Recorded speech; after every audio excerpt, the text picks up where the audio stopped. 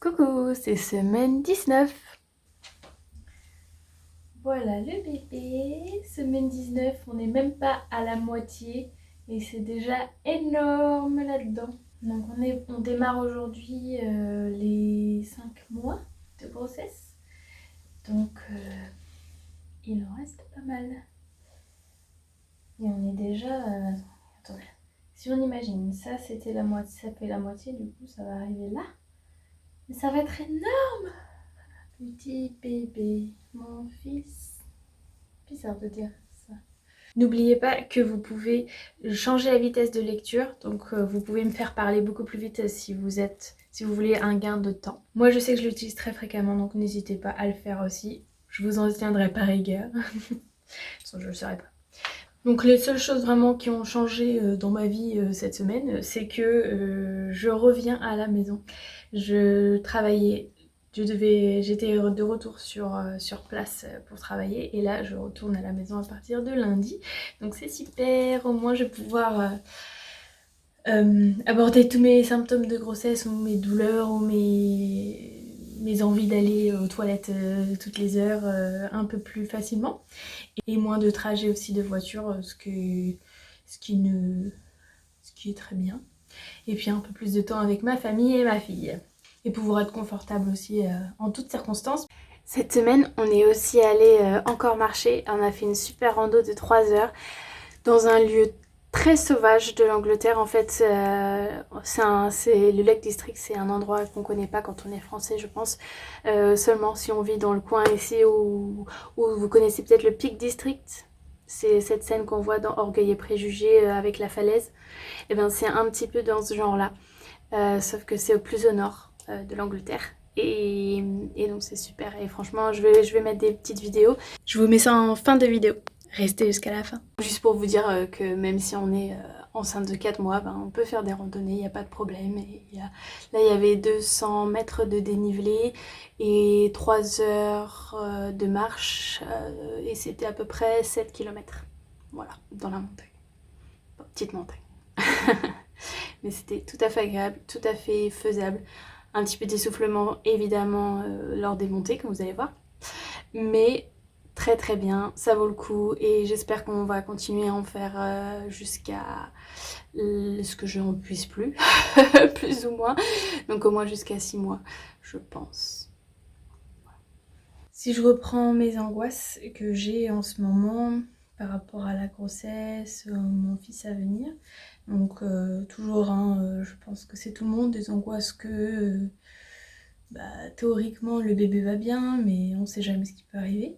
J'ai eu récemment une femme au travail qui m'a dit qu'elle avait eu l'année dernière la grossesse qui s'est arrêtée à 5 mois. C'est quand même tard, 5 mois, et j'en suis même pas encore là. Et je me dis, j'arrive même pas à l'imaginer en fait, de me dire si ça devait s'arrêter demain, quoi. C'est pas possible. Et encore pire si jamais ça arrive à la naissance. Voilà. Bref. Et donc, forcément, j'y pense. Je m'angoisse pas dessus, je dors bien la nuit, y a pas de problème, mais j'y pense. J'angoisse aussi sur le fait de ne pas pouvoir trouver de prénom à temps. J'ai tellement d'idées que j'arrive pas à m'arrêter et sur une. Il y a plein de prénoms de filles que je trouve super mignons et que genre, je me dis si c'était une fille, ce serait comme ci, ce serait comme ça. Mais là c'est un garçon et du coup tous les prénoms, je sais pas, j'arrive pas à visualiser. Et je sais pas si ça vous fait pareil, mais quand je visualise un prénom, je visualise un comportement, une attitude d'un enfant, et quand je visualise un autre prénom, je visualise une autre attitude. Alors c'est comme si j'avais la responsabilité de choisir la future attitude de mon enfant. Je sais pas si vous voyez ce que je veux dire, genre il y a des prénoms qui font très aventurier, il va bouger beaucoup, il va être très dynamique, et puis d'autres prénoms qui font beaucoup plus enfant, intellectuel, calme, mais du coup peut-être un petit peu trop effacé. Alors c'est comme si c'était de ma responsabilité en choisissant ce prénom que mon enfant allait être comme ça. Ou comme si. Je sais pas si ça vous fait pareil, mais je trouve ça bizarre comme... j'ai l'impression d'avoir un gros poids sur les épaules, encore plus que juste de choisir un prénom, de savoir s'il va se faire bully à l'école ou pas quoi, avec son prénom. J'ai peur moi forcément une fois qu'il naît de pas arriver à gérer 2 enfants aussi. Parce que déjà la première fois l'angoisse c'était est-ce que je vais arriver à gérer un enfant parce que j'ai jamais géré d'enfant. Mais là ça va être est-ce que je vais arriver à gérer 2 enfants en même temps. Après je me dis il y a des gens qui en ont 6 et ils y arrivent. Après je sais pas comment ils y arrivent mais ils y arrivent donc il n'y a pas de raison que j'y arrive pas.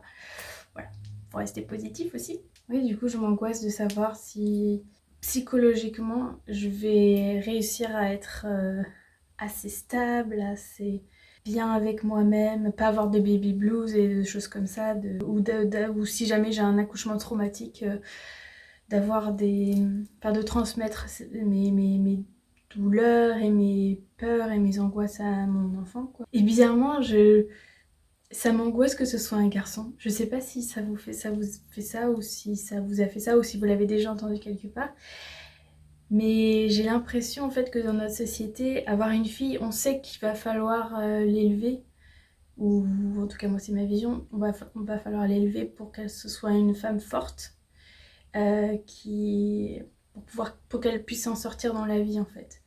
Pour qu'elle se fasse pas emmerder de trop, pour que elle sache où elle veut aller.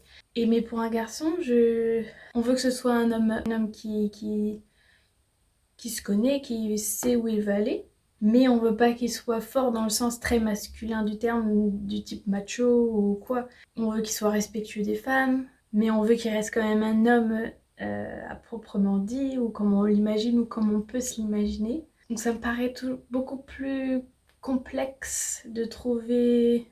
Bon après tout ne repose pas sur les parents bien évidemment, c'est l'environnement, c'est les personnes qu'il va côtoyer dans sa vie, c'est de base sa personnalité, comment on va être. Mais je trouve qu'il y a cette complexité de plus au niveau de l'éducation. J'ai peur d'être déçue qu'il soit un de ces hommes, qu'il agisse comme ce genre d'homme que je n'apprécie pas. Mais après, je suppose que c'est la même chose finalement pour une fille. Il se peut très bien que ma fille devienne ce genre de femme que je n'apprécie pas non plus. On n'apprend pas ce que l'on veut à un enfant, on apprend qui on est. Donc théoriquement, elle apprendra qui je suis moi. Elle va se construire aussi, pas que par moi, mais par toutes les personnes qu'elle va rencontrer. Ah là là là là, trop d'incertitudes. C'est difficile d'un côté de savoir qu'on a une vie entre les mains. Et en même temps, ça n'en tient pas qu'à nous. On sait que on n'a pas le contrôle en fait sur cette vie.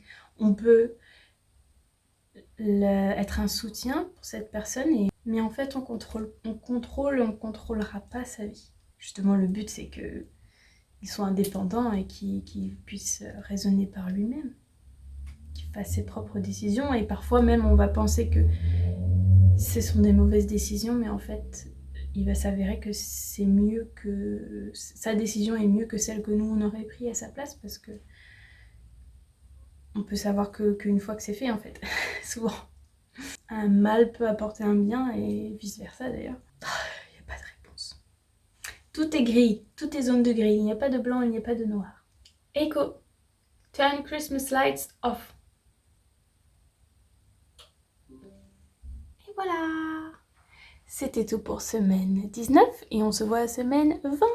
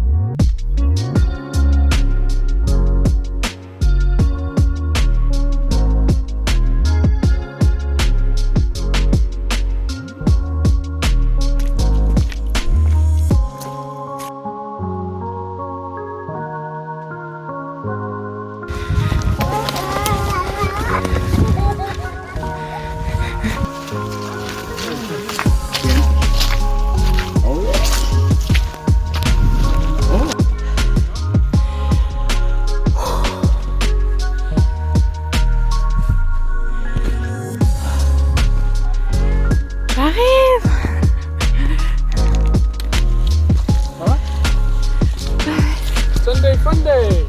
Sunday fun day.